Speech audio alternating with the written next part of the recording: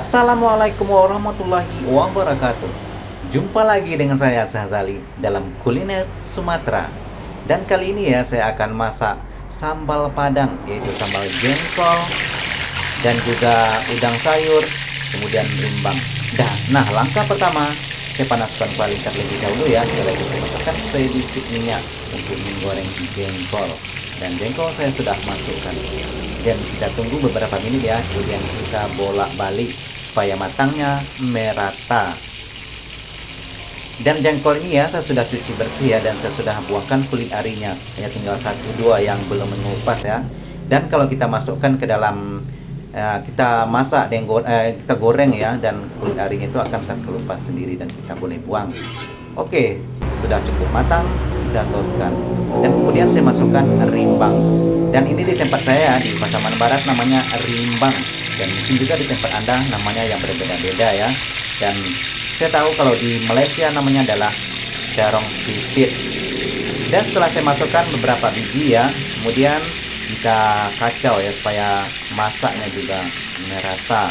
Dan ini juga tidak memakan waktu lama ya, karena ukurnya yang kecil dan akan cepat masak. Nah, setelah cukup masak ataupun cukup matang ya, kita toskan. Kemudian kita akan masukkan udang sayur, yaitu udang yang kecil-kecil ya, yang biasa dijual kalau di pasar itu ada yang jual paket dalam plastik ataupun ada juga yang takaran.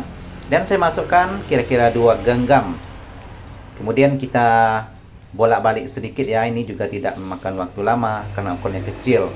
Nanti kalau terlebih lama ya, nanti kan hangus ataupun gosong dan tentu saja tidak enak dimakan lagi.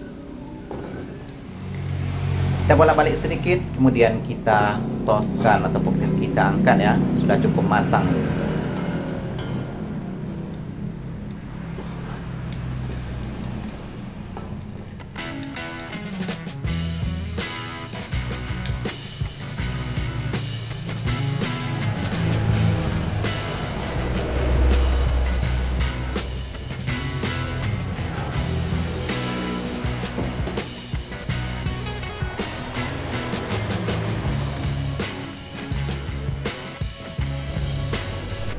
Oke, sekarang kita akan masak sambalnya. Dan ini minyak ya tadi cukup banyak ya, dan saya sudah simpan atau sudah asingkan sebagian ya, tinggal sedikit minyak. Kemudian saya masukkan cabai yang sudah saya giling. Dan ini ya cabai yang ukuran giling kasar ya, ataupun tumbuk kasar, bukan yang halus ya. Dan masih ada teksturnya masih terlihat kasar. Kemudian saya masukkan bawang merah dan juga tomat yang saya sudah haluskan tadi ya.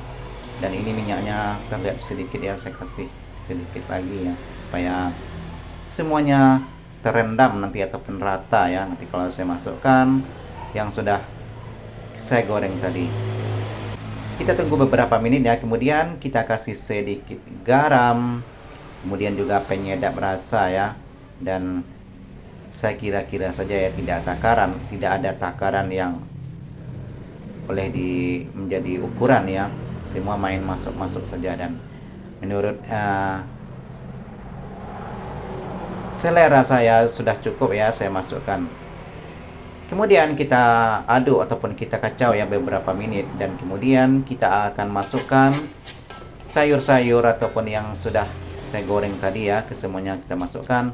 Dan kita tunggu beberapa menit, kemudian sambal kita sudah cukup masak.